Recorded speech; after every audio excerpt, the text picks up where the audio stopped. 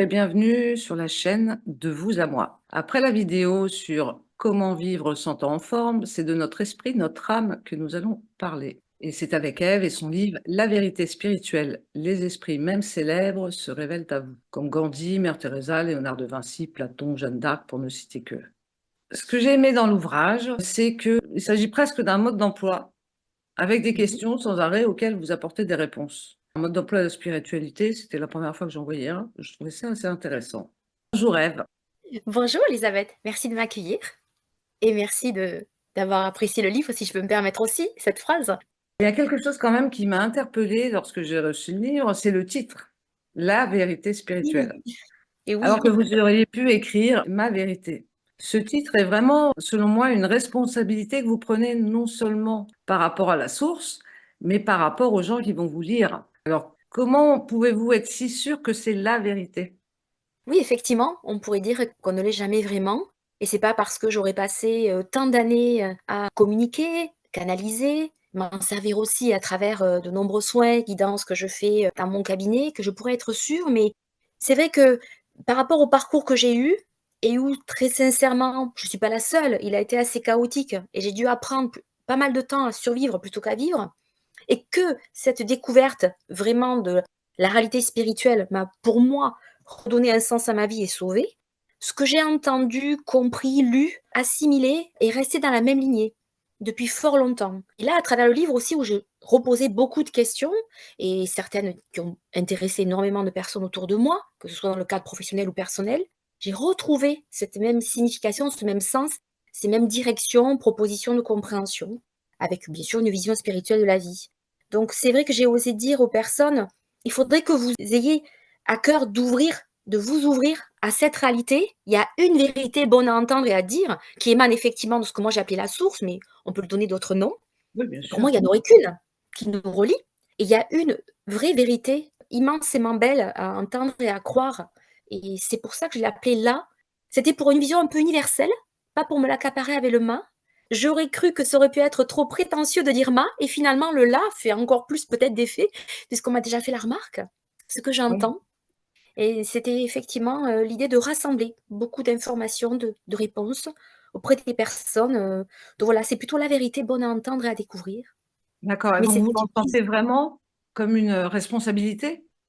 Oui, je pense qu'on peut dire ça, parce que oser porter ce titre, oser toucher à tant de sujets en, oui, laissant sous-entendre que je sais des choses dignes d'intérêt pour autrui, pour qu'effectivement, au départ, la première vision, elle est vraiment par rapport à mon premier métier de cœur qui est la thérapie, d'aider les personnes à moins souffrir, à oser entreprendre leur chemin en comprenant pourquoi il y a tant, des fois, d'épreuves et d'attentes, de patience à trouver, de tourments à dépasser.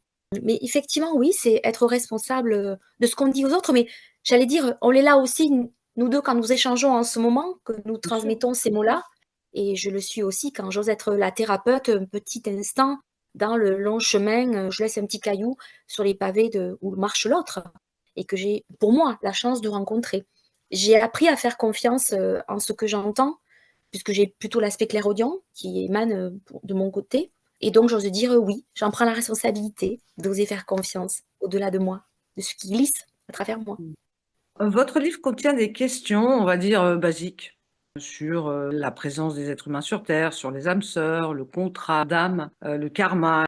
Mais il y a aussi des questions qui sont, plus complexes, telles que l'obscurantisme, bloque-t-il la connaissance de la spiritualité? Oui. Quelles sont donc les raisons qui, favorisent, cet obscurantisme?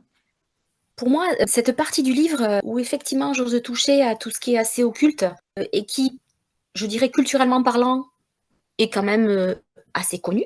La plupart des gens ont, une vision ou une connaissance que dans tel endroit, telle personne, dans tel village, on peut pratiquer ce qu'on appelle, les envoûtements, l'ensorcellement, voilà, ce genre de choses. C'est plus que de la pensée négative, c'est plus qu'en avoir peur, c'est une réalité obscure. Il y a quelque chose effectivement qui nous dépasse. Il y a un pouvoir qui fait contrepoids à l'aspect, lumineux, ouvert, de la vie où on suit notre cœur, notre intuition. Et ça effectivement, ça fait, écho à ma vie, déjà, donc j'avais envie d'oser le dire. Se frotter à ça, ce n'est pas simple, Mais pour moi, effectivement, il y a beaucoup de pouvoirs, hein, à l'heure actuelle, qui sont exercés dans différentes sphères, hein, politiques ou autres, qui ont plaisir à ne pas nous laisser nous éveiller et comprendre ce qui sont des clés pour dénouer ça, pour les repérer et savoir qui derrière se joue de nous manipule et essaie d'écarter cette vérité, de comment cheminer, comment s'apporter les uns aux autres. Donc, dans cet obscurantisme, je crois qu'à part diffuser comme on le fait aujourd'hui, oser aborder par des vrais mots qui feraient un écho sincère et honnête, soit au mental pour les plus cérébraux, soit au cœur pour les plus sensibles, je pense qu'on n'a pas d'autre moyen que d'essayer de lever le voile. Et ce sont des secrets anciens, on va dire.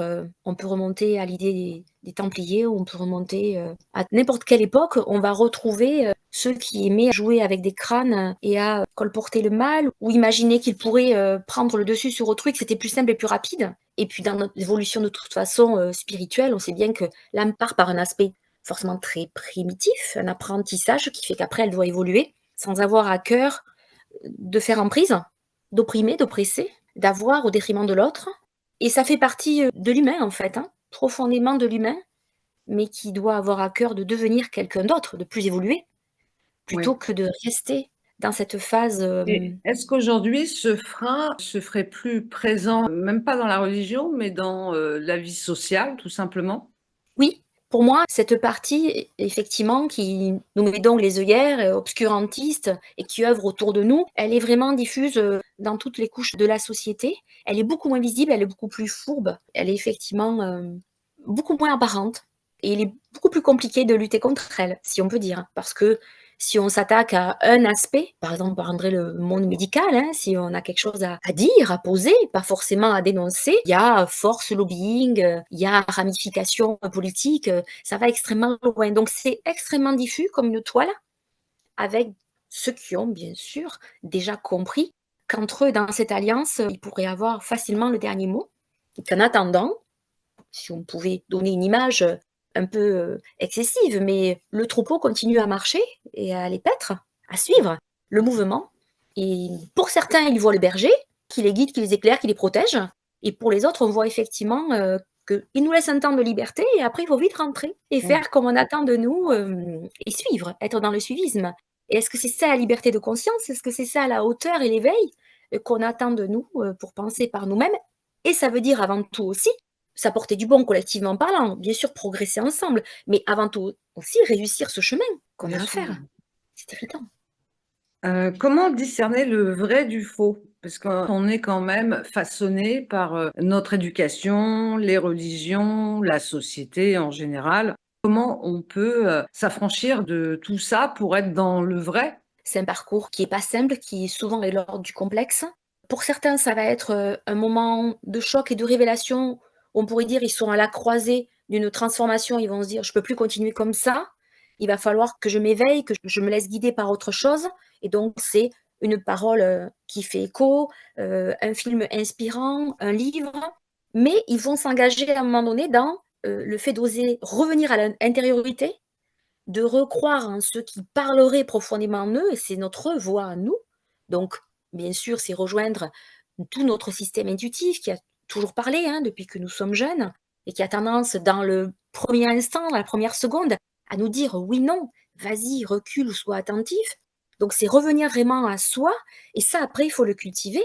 Et le cultiver, c'est aller dans un côté contemplatif, méditatif, de pause avec soi-même, de décharge de notre mental qui est quand même hyper puissant, et revenir à la source de nous, mais une source qui se reconnecte en fait, avec quelque chose qui est plus pur, plus simple. Alors, les chemins sont divers et variés.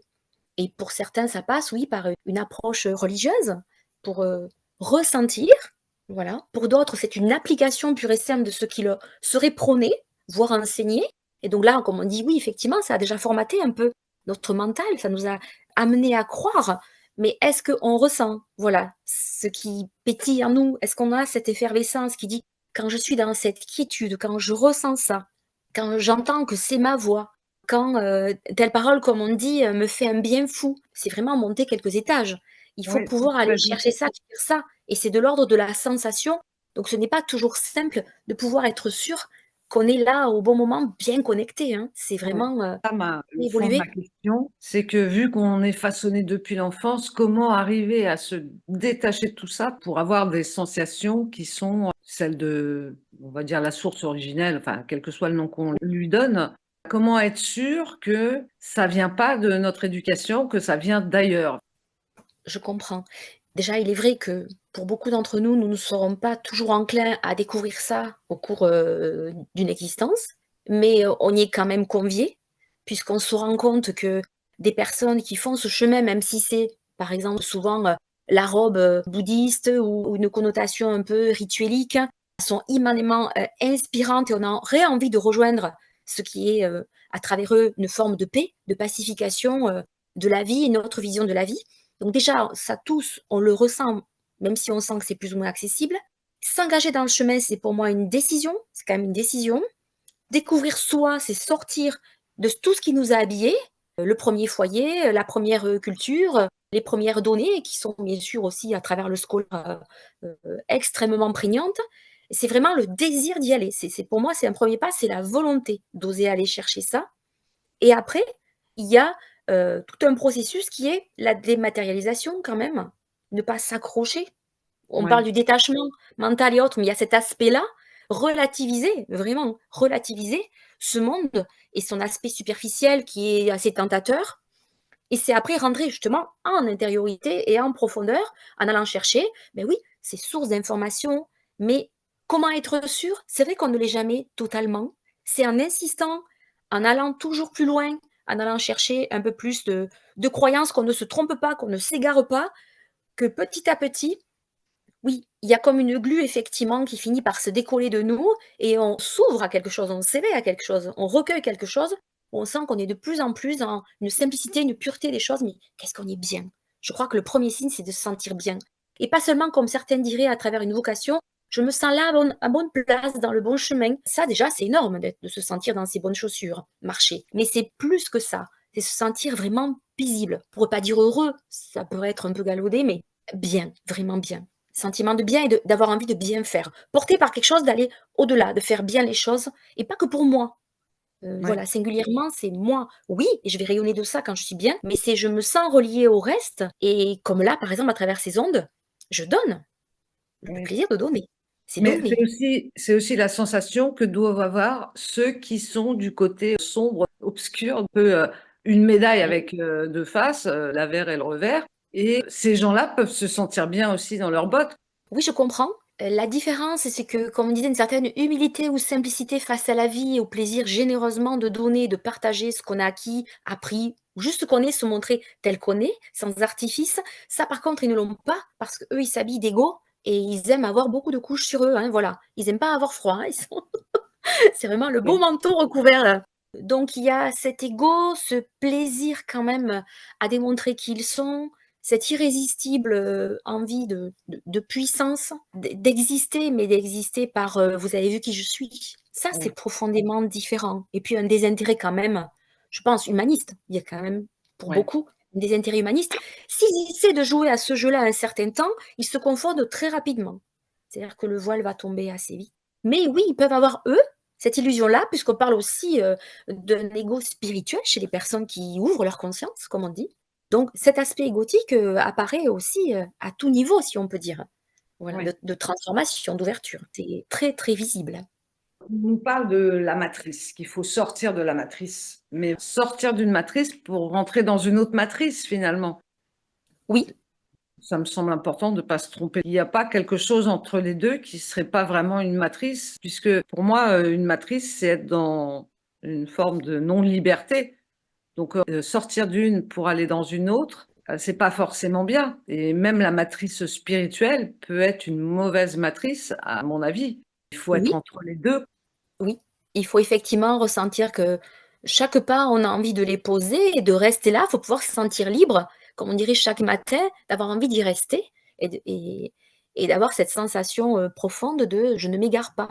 Parce que c'est vrai que pour rejoindre, l'autre côté, puisque comme on dit, personne ne nous apprend, c'est assez rare que l'on en parle, à la maison le soir au dîner, que l'on en parle, avec l'éducation nationale, quand on est assis à notre petit bureau devant le tableau, Donc des enseignants, donc on en parle très, très peu, ni dans nos activités après, extrascolaires. Donc c'est quelque chose qui se découvre plutôt à l'âge adulte, pas à pas. Et il faut pas se tromper puisqu'effectivement la tentation fait qu'on pourrait vite dévier. On dit la tentation effectivement d'avoir, de posséder, de se valoriser à travers ça, bien entendu, tout le monde l'a, hein, et il passera par là, je pense, plus ou moins longtemps. Et il y a ceux qui effectivement ont plaisir à nous dévier de ça aussi et qui auraient, voilà. Alors quelle Il jouissance y a des de nous dérives enfermer et sectaires. nous emprisonner.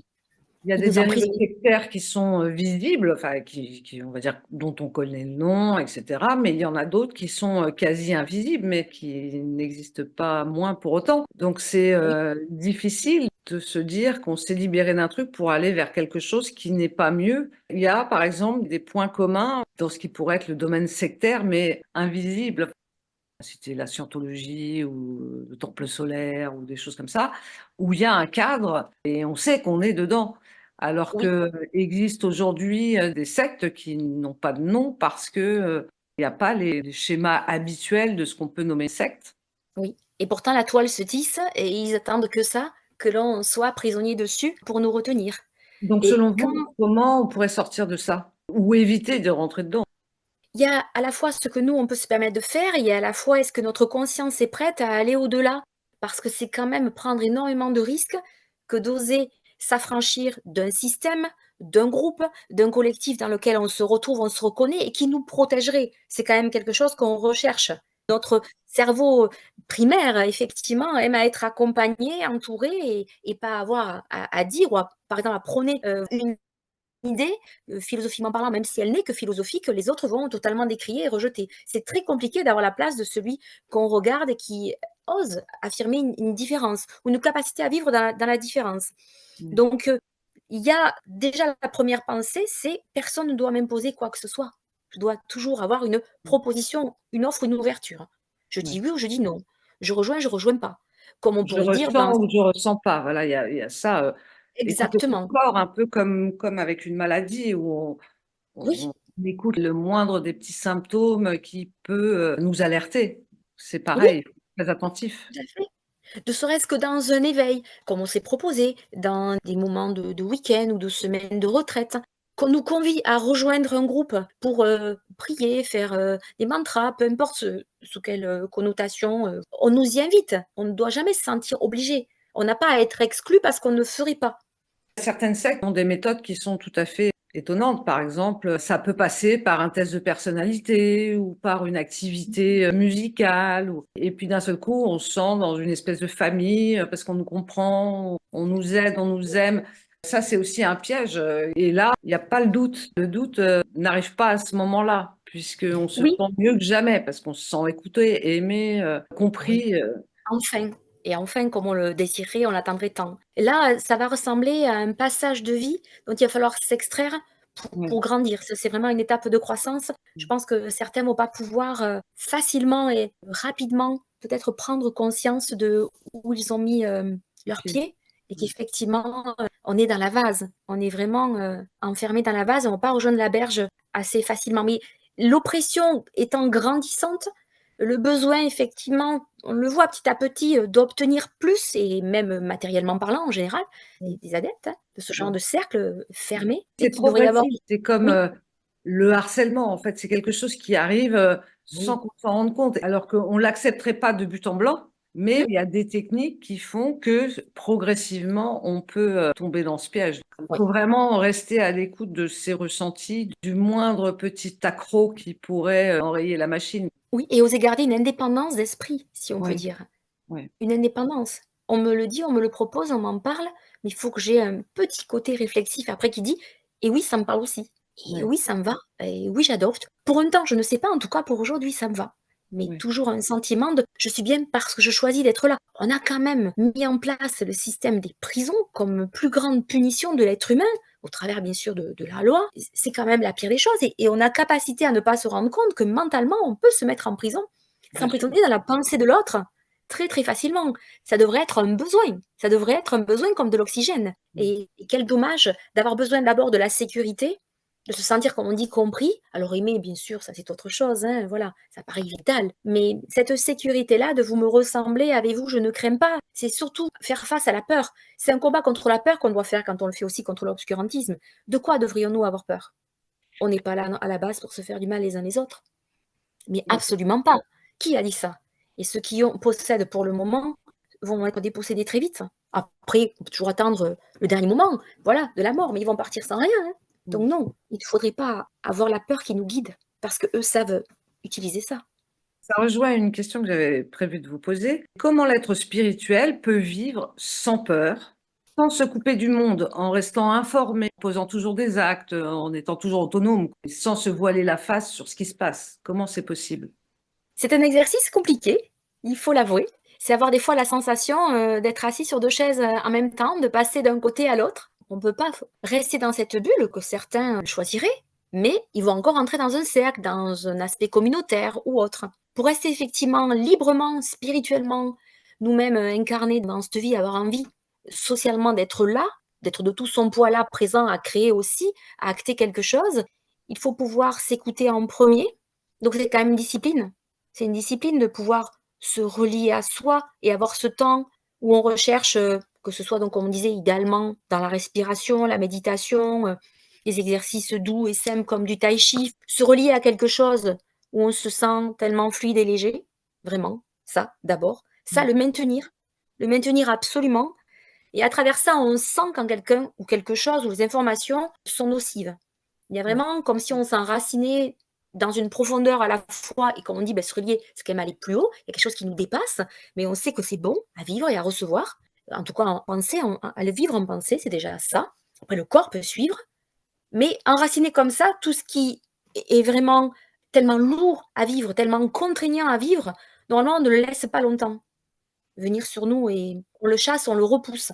C'est de pas rester dans sa grotte, de savoir ce qui se passe, parce que sinon, si on se coupe de tout, alors évidemment, on se sent à l'abri, mais ce sera qu'un temps, parce que forcément, quelqu'un va vous faire sortir de la grotte à un moment donné ou un autre. Vu ce qui se passe en ce moment, on peut plus vivre en se disant: «Moi, j'écoute pas, j'entends pas, je ne vois pas». Mais rester, pas aux aguets, ou sur le qui-vive, parce que ça veut dire qu'on est sous tension tout le temps, Oui, en mais alerte, c'est effectivement une sous tension. Mmh. mais en même temps, rester serein, sans nier ce qui se passe. Donc il faut quand même Oui, s'informer, oui. sans que ça nous atteigne, profondément.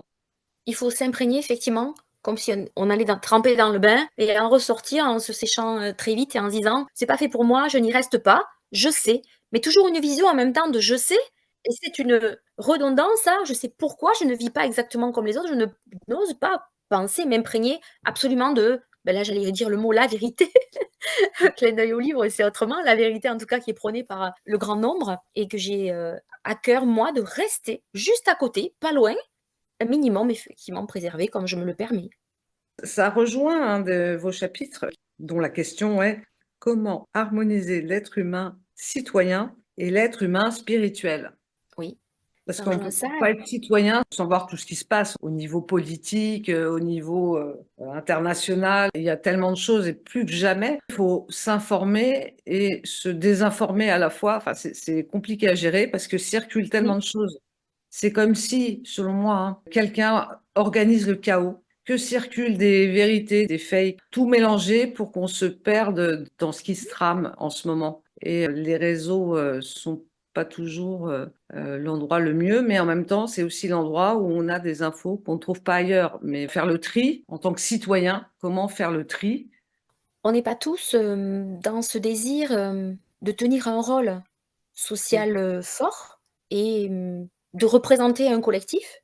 Oui, Pour beaucoup quand même, ils ont besoin, de se tenir au courant et de sentir qu'ils appartiennent à, j'allais dire, une mouvance ou ne serait-ce que les parents d'élèves, mais ils veillent finalement plus qu'à leurs propres enfants, à leur éducation, ils veillent à l'ensemble, à l'évolution de l'année scolaire. Ils sont inclus, ils sont, auprès des enseignants, peut-être aussi pour certains, ils s'arrogent un petit peu le droit de les rejoindre à ces niveaux culturels, mais peu importe quelles seraient dessous sous-jacentes les motivations, certains ont besoin d'être visibles, ont besoin d'être actifs et au plus haut niveau, d'être même des militants. Parfois là pour faire changer et basculer le monde et l'interrompre quand il prend une trop mauvaise tournure. Mais être citoyen, c'est quand même être participatif à minima. ouais, C'est c'est quand ça. même veiller à être dans ce contrepoids quand les choses, on le voit, sont en Oui, train de partir, comme on le disait là, du mauvais côté. Donc que ce soit qu'un bulletin de vote, que ce soit porter protestation à sa mairie, que ce soit, de se parler entre nous, même bien si sûr. on est simplement dans nos véhicules et d'essayer d'ouvrir l'autre et de ne pas le laisser faire, de pas laisser l'abrutissement, j'allais dire, mais au 1er sens du terme, dominer, c'est quand même être là et penser à l'autre et socialement parlant, à ce qu'on va laisser derrière nous. Comme on le dit, il y a pas que l'écologie, hein, Bien comme, sûr. magnifique, combat. Donc être citoyen, c'est défendre ce que l'on porte. Bon, spirituellement parlant, c'est une émanation des valeurs quand même hautement morales, hein, ça Oui. va de pair, on peut le lire dans tous les livres, même si on leur donne souvent un côté très sacré, c'est finalement, dans le vivre ensemble, hein. Ça redescend, à nos pieds, hein. C'est palpable, on peut utiliser et vivre à travers ça chaque jour. Mais être citoyen, on peut pas. Comme on disait, ou on est à part, dans le communautarisme, certains cercles, mais dits fermés et on se condamne à peu évoluer, à être bien préservé, mais à peu évoluer. On parle là de la croissance spirituelle en tant que telle, étonnamment. J'ai posé la question pour savoir est-ce que notre évolution est on pourrait dire, est-ce qu'on prend l'ascenseur, spirituel 2 fois plus vite, si on est à se préserver comme il se doit et à se consacrer chaque jour à sa spiritualité, bon qui est pour beaucoup religieuse, eh bien, ce n'est pas le cas, parce qu'on n'est pas exposé à cette Là, réalité un peu sociale, à ce du vous coup, et moi, citoyens ensemble. on n'a pas d'épreuve, du coup, si on reste trop préservé, l'évolution stagne. Totalement. Et ce qu'on devait apprendre à travers ce qui est souvent de la vraie meurtrissure, de la vraie blessure, du vrai combat, ne va pas faire surgir en nous la possibilité d'être, au-delà, bien au-delà, bien différent. Et Mmh. après de rayonner de ça complètement et avec une vision, plus humaniste finalement, plus évoluée, c'est quand même ça, hein, plus humaniste. Plus ouverte, plus désireuse du bien, bien-être, bien faire, bien alignée dans tout ça. Le bien, hein, c'est le bien avant tout. C'est là qu'on se ressent.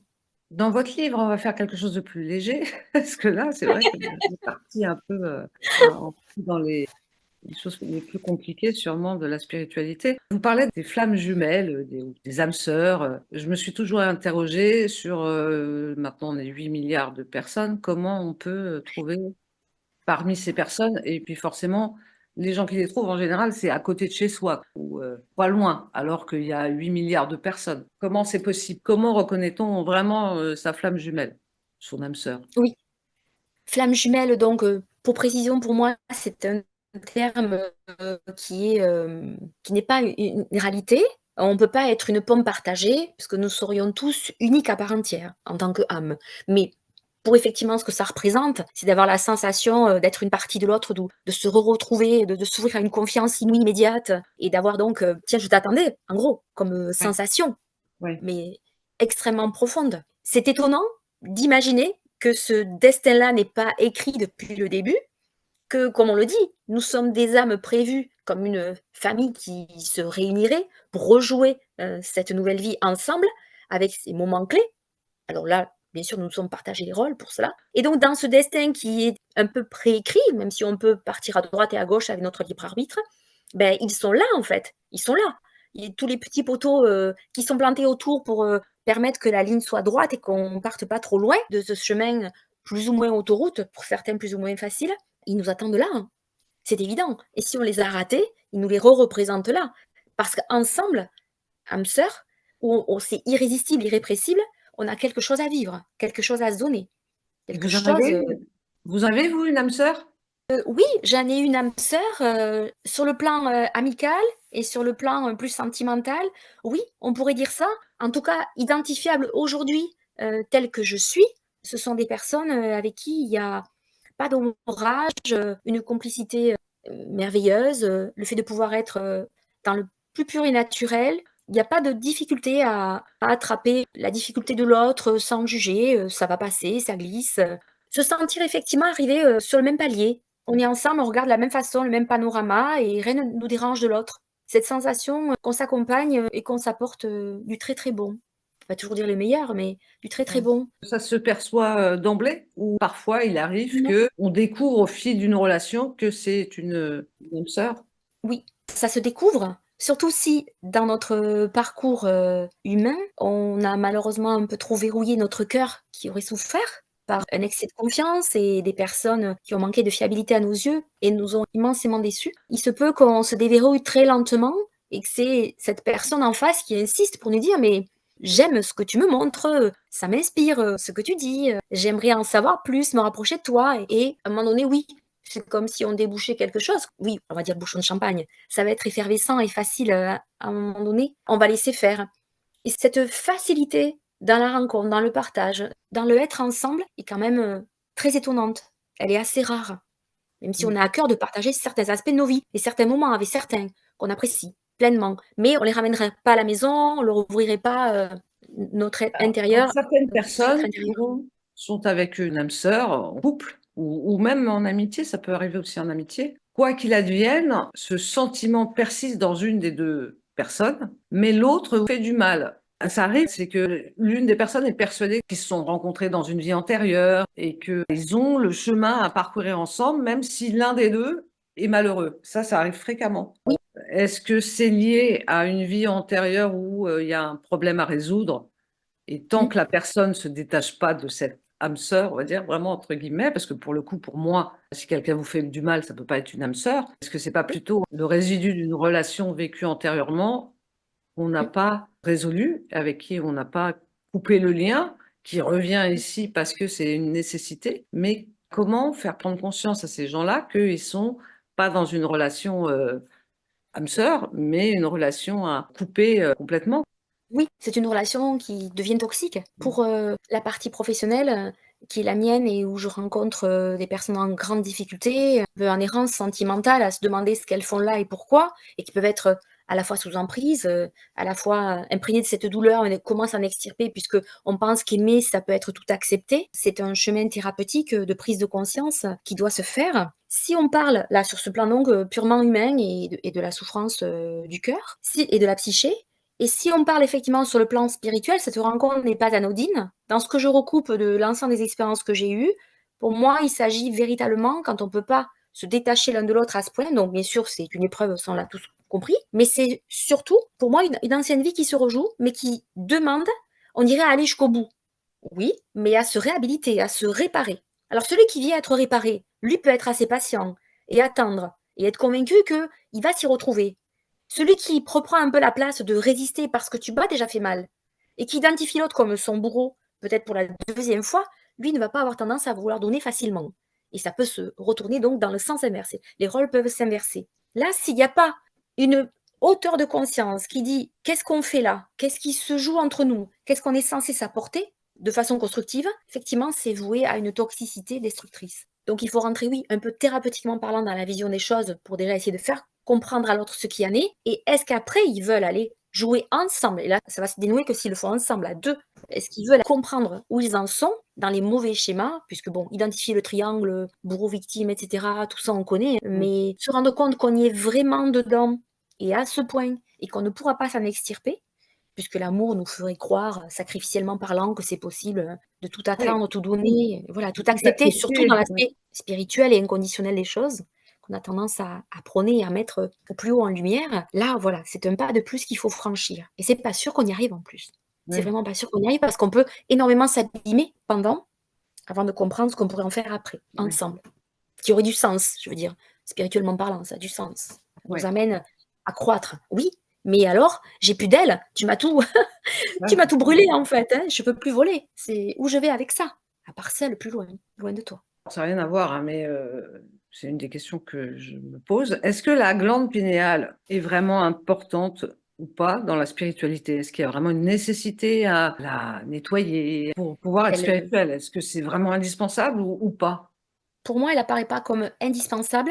Elle fait partie des canaux à purifier, à épurer, comme les autres. Elle est sur le chemin de ces canaux qui Mmh. doivent, être grandement spiritués. Comme on dit, nos chakras alors, faut faire tourner ces roues, il faut faire les tourner vite, il faut s'enraciner immensément et jusqu'au cœur de la terre. Il y a énormément de choses qu'on peut se proposer de faire. La glande pour moi, elle est importante, mais alignée au même niveau d'importance que le reste. Si on D'accord. devait penser à une chose primordiale, c'est la respiration, vraiment, qui fait, circuler toute cette énergie, indispensable et qui est la même, on le sait, à l'extérieur de nous comme à l'intérieur de nous. Ce serait en premier ça, sentir, cette respiration et libre circulation en nous la plus vivante possible, la plus vive, la plus vivace possible. Ce serait celle-là, pour moi, en premier qui viendrait, parce que là, elle passe partout. Alors, autre question. Quel est le véritable pouvoir de la prière? Mmh. La prière, étonnamment, nous met, que l'on soit ou pas, adepte de ces temps de ressourcement, de recul, de temps avec soi, je dirais, de temps privilégié avec soi, que l'on l'ait appris ou pas, qu'on ose ou pas être dans ces moments-là, la prière est accessible à tout le monde. C'est comme un instrument, qu'on n'aurait pas besoin d'apprendre à jouer. Le son va émaner directement.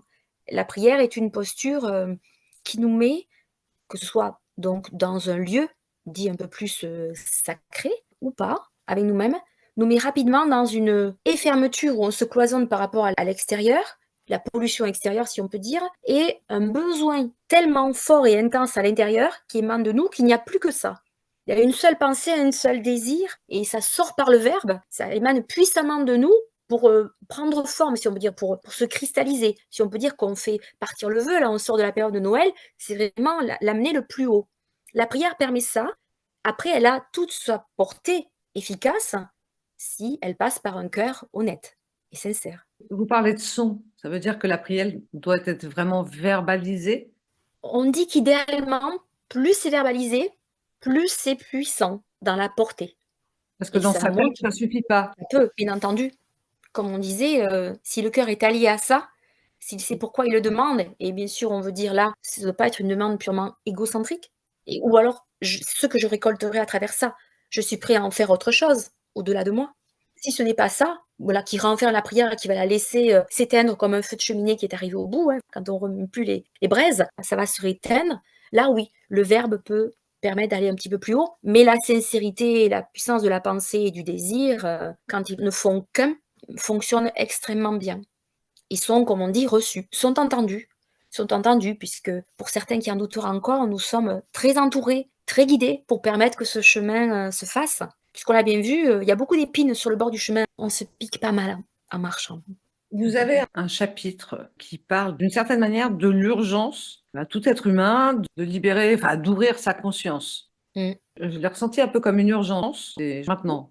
Oui, Heu, Pourquoi une telle urgence? l'urgence se fait sentir, en tout cas, c'est ce que j'ai recueilli, pour moi comme information transmise, mais quand on regarde l'état de la terre, je pense qu'on s'en rend compte, tous les uns les autres. Quand on regarde, ces territoires, comme ils sont, combattus, quand on regarde les extrêmes de niveau, de pauvreté, d'enrichissement, l'adversité. Si on prend juste là, ici, en France, quand on est, dans des embouteillages, on se rend compte qu'il y a un déséquilibre qui est quand même, croissant, même si on peut faire des statistiques, se dire: «Au Moyen Âge, il y avait tant de morts et c'est pas le cas, effectivement, en 2024». Mais au-delà de ça, où on semblerait que nous évoluons quand même vers le mieux, je veux pas reprendre ce que dit Mathieu Ricard, que j'aime beaucoup écouter, il y a quand même urgence à ce que l'on s'éveille pour sortir de cette conception, qui, au-delà du covid, on avait vu un petit élan quand même solidaire. C'est complètement, éteint. Il y a plus rien. On a au contraire l'impression maintenant qu'il y a un nouvel élan avec moi d'abord. Moi je et moi si je peux. Et si le temps est éphémère, alors laissez-moi passer parce que j'ai pas beaucoup, il faut que je prenne. Il y a une urgence, et on le voit aussi à travers l'écologie, à ne pas, s'abîmer les uns les autres, se tirer vers le bas, encore plus bas. On Mmh. épuise les ressources, mais on s'épuise aussi les uns à côté des autres. La vie devient de plus en plus compliquée à mener, ne serait-ce qu'avec, mes propres 50 ans de recul. Je me dis qu'on est en train de voir la déperdition d'une qualité de vie, ne serait-ce qu'avec, le fait de pouvoir être avec un salaire moyen. Comment est-ce qu'on vit aujourd'hui? Où est la décence dans tout Oui. ça? Il y a urgence à s'éveiller, à comprendre que là, on est en train de glisser sur une Mais pente du coup, là, ça savoureuse. veut dire c'est aussi, la manière dont vous le formulez, un peu une incitation à la révolte. Parce que si La on révolte peut être tranquille par l'éveil, oui. Mmh. on peut, éveiller sa conscience, mais si on pose pas d'acte, on peut être chacun éveillé dans notre coin et ça ne change rien au problème. Ça ne fera pas changer le fusil d'épaule du gouvernement, de la paupérisation du peuple qui est en route depuis, Oui. plusieurs années déjà. Être éveillé, ça ne changera pas le schmilblick. Ça va pas le changer immédiatement. C'est censé le changer à terme. C'est effectivement une goutte d'eau, de vinaigre dans la carafe. Ça se sentirait peu, mais le goût va pas être le même. C'est déraciner 2-3 choses, c'est défricher 2-3 choses, c'est faire blocage à 2-3 choses, mais au bout du compte, en face, c'est faire reculer. Alors, le niveau de conscience est censé effectivement monter pour déjà arrêter, comme on disait, d'aller dans ce côté obscurantise des choses, de c'est pas grave, tout va bien, on le veut bien, et puis qu'est-ce qu'on peut faire de plus? Donc c'est vraiment chacun prendre sa Et part de puis, responsabilité. il y a aussi c'est la source qui pourvoira, quoi. Pour Oui, les gens qui se ferment, de qui partout, se ferme aussi, heu, sauf que ils la source dépendent de la passe par pression chacun de va nous. venir d'ailleurs. On va être Oui, sauvés juste en pensant qu'on va être sauvés et que tout va bien se et à la passer. fin. Et à la fin en plus, seulement à la fin, comme si tout pouvait Ouais, être réparé. Non, ça se passe ici et maintenant. La ouais. source, elle passe par chacun d'entre nous et chacun a son petite page dans le livre d'histoire à écrire. Mmh. Donc, nous devons être conscients, c'est ça aussi. Nous devons être conscients de ce que nous faisons. Alors, ça peut paraître très naïf de dire, on disait tout à l'heure, comme les petits singes, voilà, j'entends pas, je parle pas, je vois pas, etc. Non, c'est pour chacun à se rendre compte que ma pensée négative, ma parole négative a un sacré impact sur autrui. Et que si en plus, lui, il en est au stade de début d'apprentissage, où il est encore en train de se rendre compte que quand on me fait mal ou on tente de me faire mal, je suis pas obligée de rendre les coups et de me venger parce que là, c'est infiniment long. Et où ira-t-on avec ça? Si je tiens pas compte de l'autre et je lui montre pas l'exemple, comment pourra-t-il enclencher? Si j'ai un petit peu de longueur d'avance, si j'ai un peu plus d'éveil, et on a quand même la vision que les enfants et les jeunes sont de plus en plus éveillés tôt. Il y a quand même ça qui est mis en place sur ces toutes dernières générations, qui font que normalement le processus va s'enclencher et va s'accélérer. Donc on va s'éveiller les uns Il y aux a il y autres a et comment se gâcher. il y a quelque chose qui m'interpelle, donc on parlait d'émettre des pensées négatives ou parler négatif, mais quand on parle de la situation, on voit bien quand même que la situation est négative. Donc après, on peut se dire: «Ça va s'arranger», mais on ne peut pas éviter de parler de choses négatives. C'est pour ça que certaines, personnes ne veulent pas entendre, pas voir, parce qu'ils ont cette peur d'émettre des ondes négatives en verbalisant ce qui se passe. Je pense que c'est un des nœuds qu'il faut, peut-être ouvrir. Comment rester conscient de ce qui se passe, en parler, sans tirer les gens ou ce qui se passe vers le bas? Comment on peut rester lucide et en même temps tirer le reste vers le haut? C'est hyper compliqué parce que c'est à la fois revenir à soi, à sa propre conscience de qu'est-ce que je suis censée faire là, ma petite part à l'ouvrage, laquelle est-elle? Et donc dans le tout, je me laisse pas glisser. Parce que Ouais. sinon je peux faire, appel à un pessimisme, qui va me dévorer. Et moi, si je suis sûre et consciente, surtout en ayant cette ouverture de moi-même, ah là, je me sens bien dans ce que je fais, je me sens vraiment appelée. J'ai vraiment, du bonheur à me lever et à faire ça. Je me sens vraiment tellement content à cette place. Je me sens utile. Quand on a tous ces sentiments-là, avec sa conscience, on sait qu'on n'est pas là par hasard, qu'on fait. Si je fais bien ce que je fais, moi là, à ma juste place, comme toutes ces parties de ma petite montre, comme on dit dans l'horlogerie, je fais fonctionner le tout. Si chacun se trouve un peu plus et en conscience et c'est demeurer à sa place, à faire ce qu'il faut, là, ça va bouger différemment. Mais c'est sûr que j'ai l'impression d'être le grain de sable. Et si je ne le mets pas dans le système, le rouage qui bloque, je suis là où il faut. S'il n'y en a pas d'autres qui s'y mettent, le mouvement va s'accélérer dans le bon sens. C'est Mmh. quelque chose qui est à enclencher, c'est vrai. On a plutôt l'impression que ça devient de plus en plus éloigné et moins accessible. C'est quelque chose à enclencher, chacun à notre part, un peu dans le même ouvrage, mais on n'a pas la vision d'ensemble. On ne se voit pas comme toutes les pièces d'un même puzzle, la plupart du temps. Et pourtant, si on se reliait plus, on verrait que dans le tout, ah, ça fait tout autre chose. Le Mmh. schéma est beau à voir. En tout cas, il y a un avenir possible. Mais il faut pas, rester, contenu dans le: «Où va-t-on comme ça et ça va se faire tout seul ou ça se fera après nous? Ou quand je partirai, c'est plus important, ça se fera au-delà de moi». Non, c'est chaque jour et c'est maintenant. Chercher sa place. Certains ont ce sentiment très tôt, très jeunes d'avoir, ou découvert un talent, ou Ouais. deviné que là, ils y seraient bien, ou même avoir trouvé ce qu'ils appellent une vraie vocation et ils Mmh. sont heureux, ils marchent là-dedans, mais c'est qu'une partie d'eux, hein. C'est qu'une partie d'eux. C'est un habit social, c'est un temps d'heure passé professionnellement parlant, c'est pas le tout. La conscience qui porte ça et fait que j'exerce bien, je parle bien, je donne bien, je rayonne bien, c'est bien au-delà. Selon vous et avec vos capacités médiumniques, que savez-vous de ce qui se prépare? Est-ce que vous avez eu des infos sur, par exemple, l'année 2024? Qu'est-ce qu'elle nous réserve? Non, je n'ai pas ces canalisations-là. Je suis en premier sur, un travail, plutôt individuel, à travers mes consultations et thérapeutiques et mes guidances. Donc je suis plutôt sur l'être lui-même. Après, je peux me poser parfois en écriture et m'interroger, comme là je l'ai fait, à travers le livre. J'ai pas cette vision effectivement générale. Je suis alertée, comme on le disait là, sur certains points. Il faut vraiment, prendre conscience qu'il y a urgence à changer, transformer les choses. ou en tout cas à passer le bon relais à cette nouvelle et dernière génération. Pour l'année 2024, j'ai pas de vision précise, sauf l'idée qu'il faudrait pas laisser glisser le plateau encore plus bas, qu'il faut le garder droit et le Ouais, mais maintenir. comment on fait pour maintenir ce plateau, droit pour faire la passation? Aller chercher en nous une sensation de grande confiance que l'universel, la source, prévoit tout ça, guide tout ça, a créé tout ça et ne peut pas laisser les choses se décréer et se déconstruire sans laisser sa petite main, on va dire nous, angélique, hein, voilà, on va dire le terme. Isabelle, ça vous va bien à cette émission? Laisser ça procéder dans le bon sens, c'est impossible. Il faut être en confiance avec ça, même si on ne peut pas tout voir, même si on n'a pas la hauteur pour voir aussi loin. Et le résultat, de toute façon, se fait comme un entraînement et un apprentissage. Le résultat se voit après, Oui, après que nous c'est-à-dire ayons qu'il bien assimilé et appris les leçons. faut pas non plus rester dans l'attente que le ciel pourvoie pour nous. Non, Il il faut, faut être poser les actes, bien voilà, être, bien connecté et conscient que, il faut que nous, on soit agissants et qu'on se laisse guider pour certains donc et beaucoup plutôt intuitivement parlant, mmh, que ce qu'on fait est dans le bon sens et nous amène sur le bon chemin, à la bonne frontière, même si les choses se jouent après en dehors de nous ou le relais se fera avec d'autres. mmh, Il faut avoir la sensation que c'est pas nous qui créons tout. Oui, bien sûr, ça passe par nous, mais si on le permet pas, ce libre arbitre nous permet de faire les pires erreurs, de nous laisser conduire, mais aussi de ne pas nous rattraper, de résister ou de nous laisser chavirer, d'aller dans la bonne lutte et d'en sortir grandi. On peut tout faire, tout et son contraire. ouais, bien sûr. Il faut être convaincu. Votre ouvrage à la fin est dédié aux messages que vous avez reçus des personnalités. Comment ces, messages vous sont venus?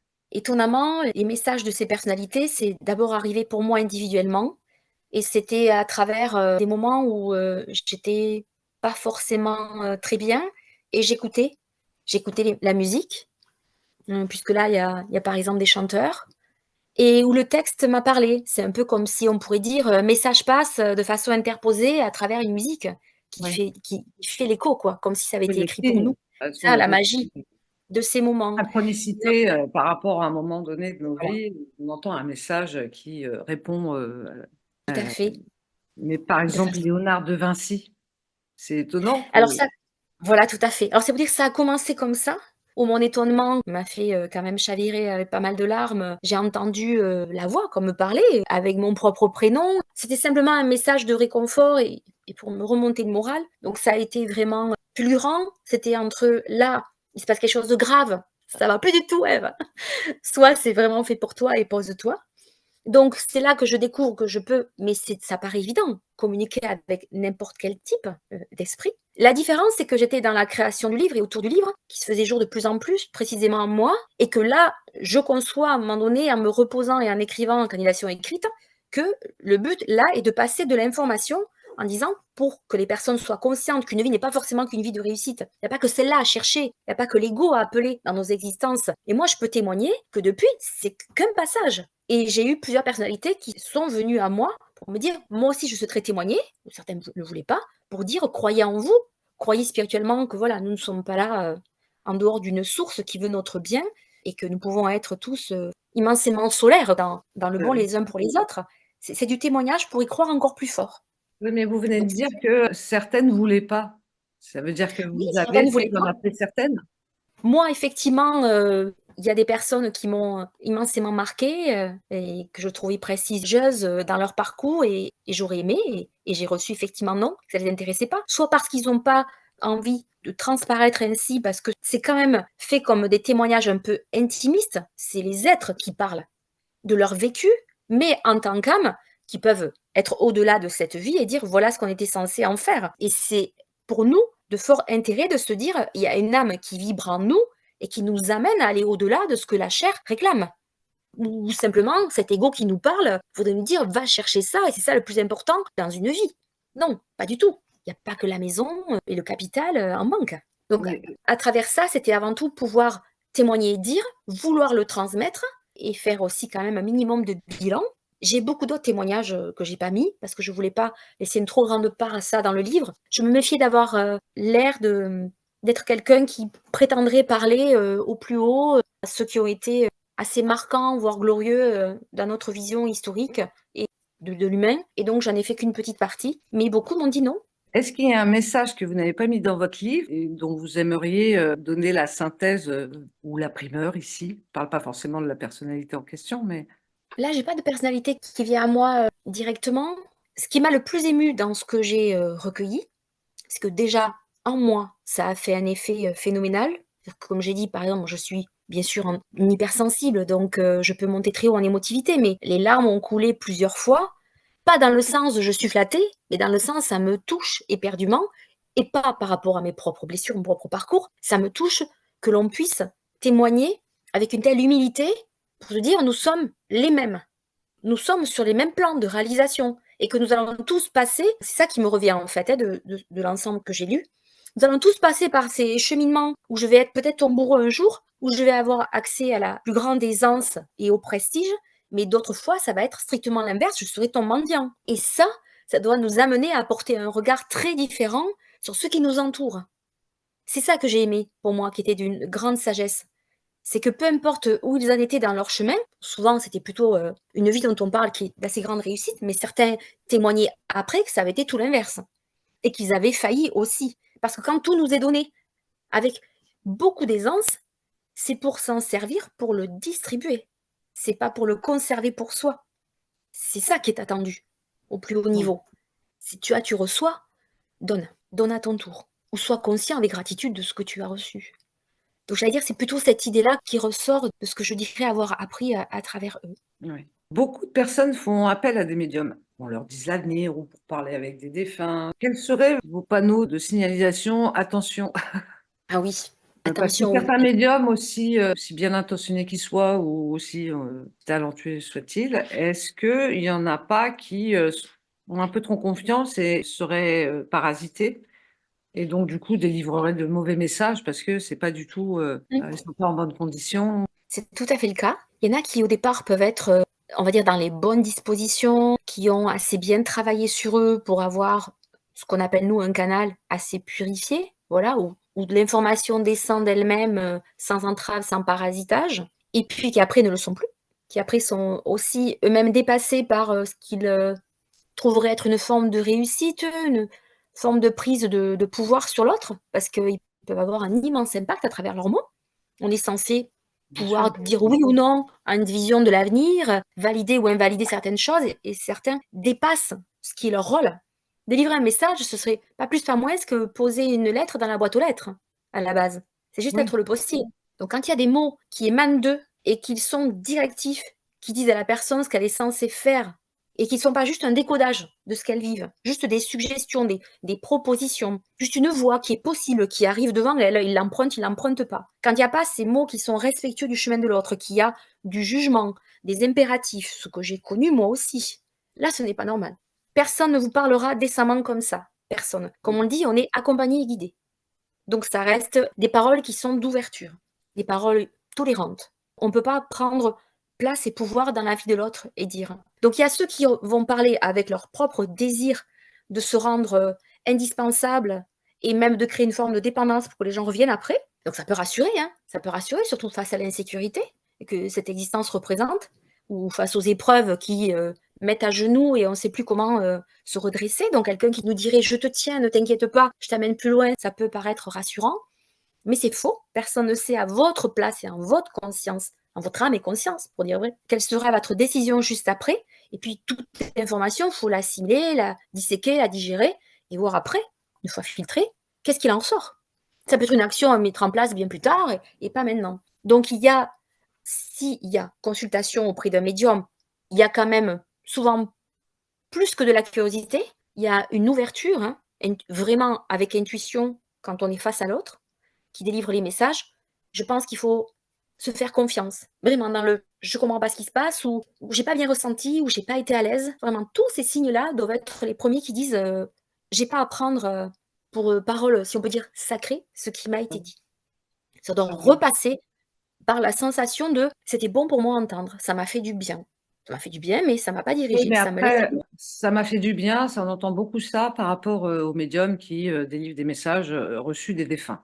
Oui, là, Et la c'est encore plupart des médiums disent que les défunts leur disent: «Je suis bien, ne t'inquiète pas». Donc c'est des messages plus de réconfort, oui, mais qu'est-ce qui prouve que C'est pas probant, exactement, ouais.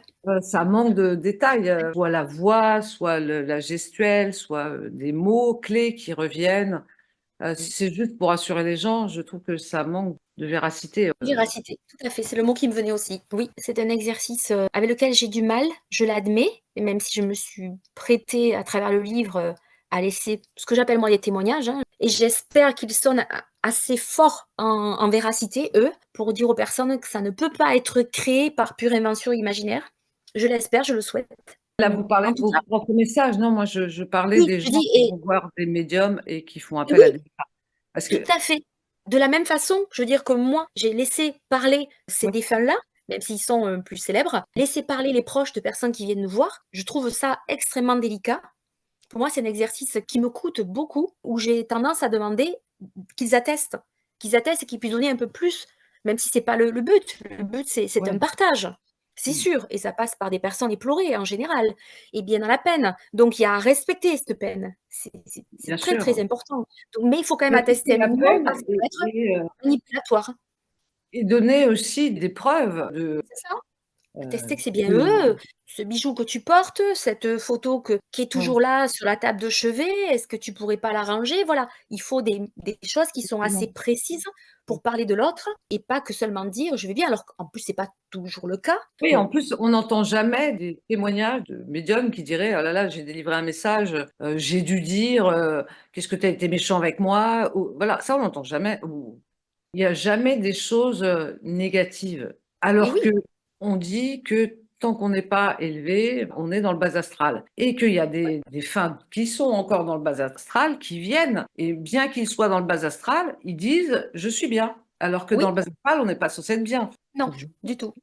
Il et y a donc pas la du tout de plupart de ces témoignages m'interpellent à cause de ça, oui, et ça doit être contrasté. C'est forcément contrasté. Après qu'on donne la part belle, qu'on peut dire, à l'envie de réconforter l'autre qui est toujours là, à essayer de continuer à cheminer et fait face au vide et à l'absence de l'être en général de grand attachement et d'amour. Ça, effectivement, c'est normal de privilégier ça, mais il faut bien plus que ça.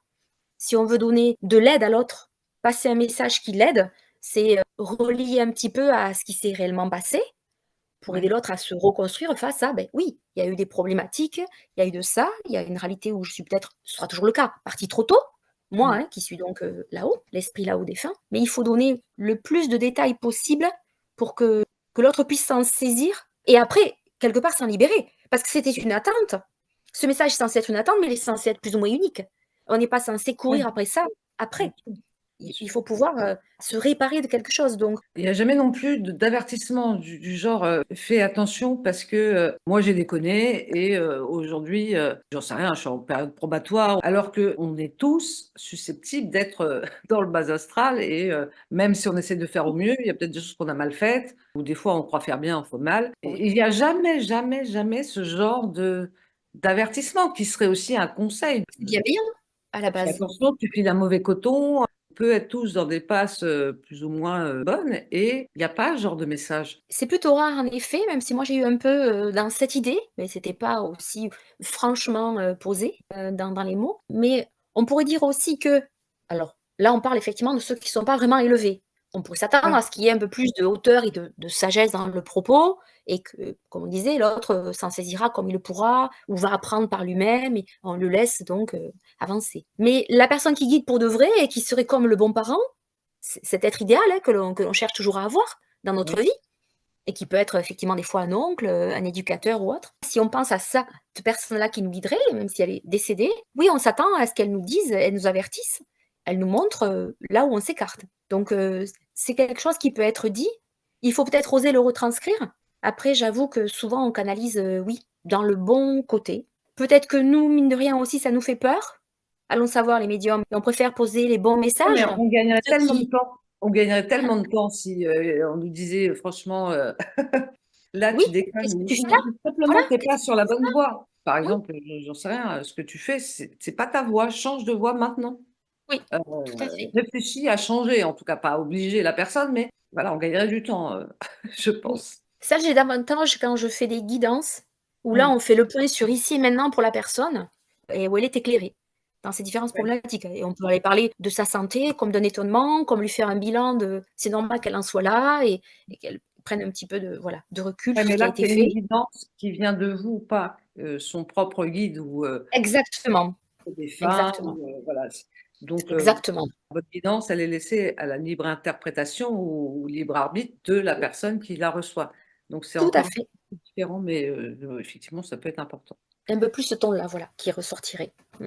Une dernière question, mais je ne sais pas du tout si c'est correct ou pas, je ne sais pas, et je vais quand même la poser. En ce moment, il circule pas mal d'informations disant qu'il y a des extraterrestres qui seraient déjà infiltrés sur la Terre et qu'il y en a d'autres qui sont en train d'arriver. On voit plein de trucs circuler là-dessus. Quel est votre avis, enfin, selon ce que vous avez entendu dans vos canalisations et messages? Oui. Oui, pour moi, c'est assez récent.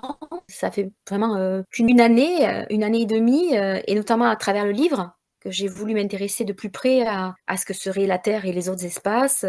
La Terre, ce qu'elle représenterait, comme lieu d'expérience, par rapport à d'autres lieux éventuels. Je crois que je me suis moi-même, pas trop intéressée par crainte au départ. Ces mots sont toujours assez impressionnants et plus je découvre, et plus j'ose, aller de ce côté-là, de la découverte de l'information, et plus je me rends compte, que nous sommes dans des, visions, difficiles pour nous maintenant parlant, mais des visions un peu parallèles.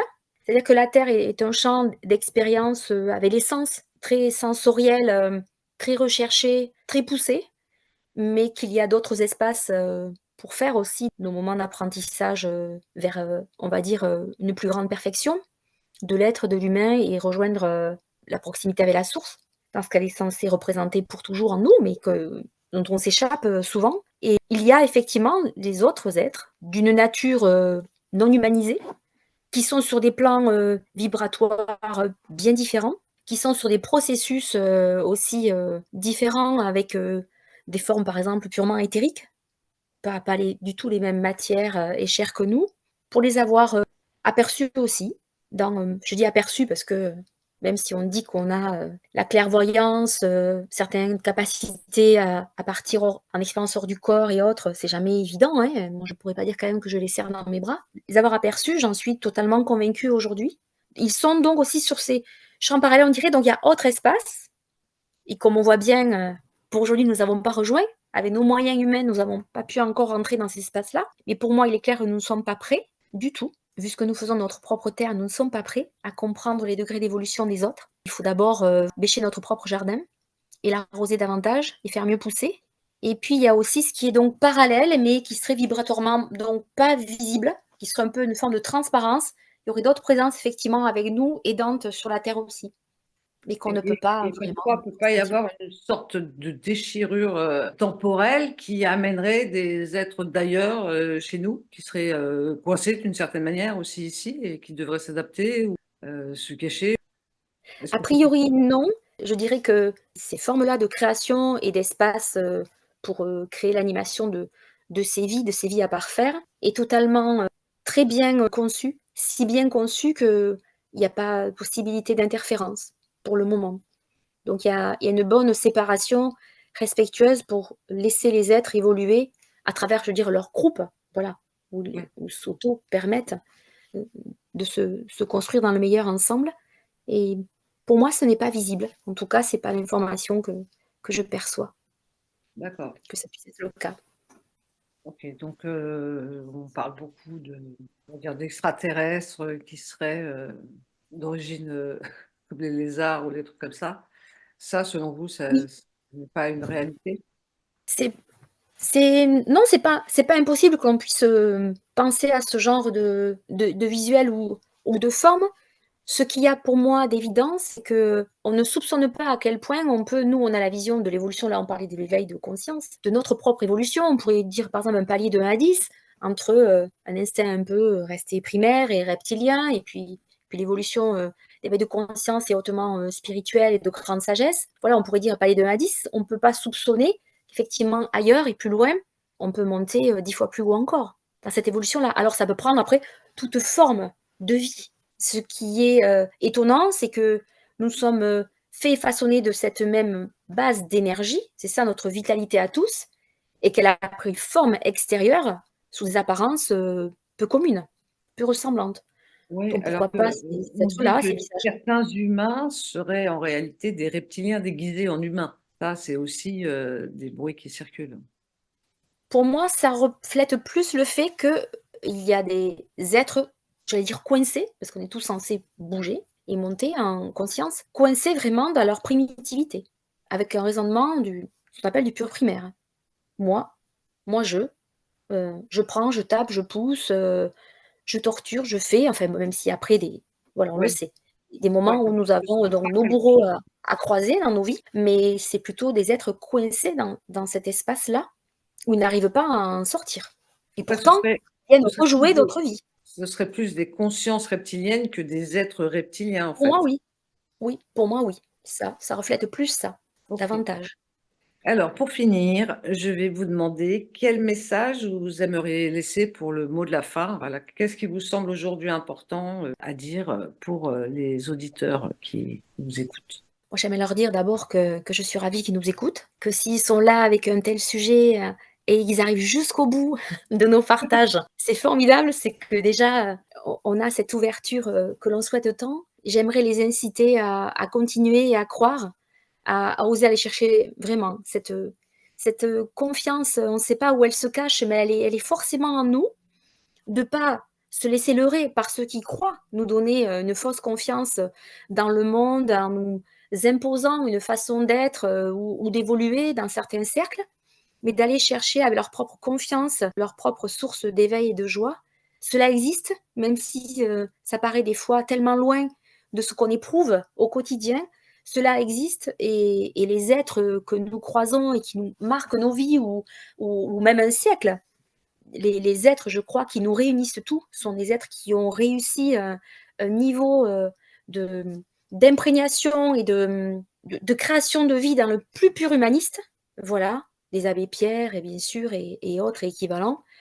On est tous immensément inspirés et aspirés par ces modèles-là. On croit qu'on ne pourra jamais être un bout de ça, ni se rapprocher de ça. Ce n'est pas vrai. On a tous possibilité d'être, un petit peu ça et l'être déjà un peu, c'est beaucoup, mais il faut ouvrir sa conscience à ça et vouloir recueillir ça, et c'est possible. Donc en se disant ouvertement, enfin, à cœur ouvert, comme on le fait aujourd'hui, qui on peut être, qui on peut devenir, en écoutant, voilà, en s'écoutant et en laissant le cœur avoir son écho le plus vibrant possible avec c'est ça que j'aime, c'est ça que je veux, c'est comme ça que je veux évoluer, se laisser sa chance. Oui, c'est possible, il est toujours temps de bien faire. Toujours temps de bien faire. Elle est bienvenue, encore plus en début 2024, pour bien faire et bien évoluer. Voilà ce Eh que j'avais envie de bien, dire. merci Ève et à très vite sur, De vous à moi. Merci beaucoup et au plaisir.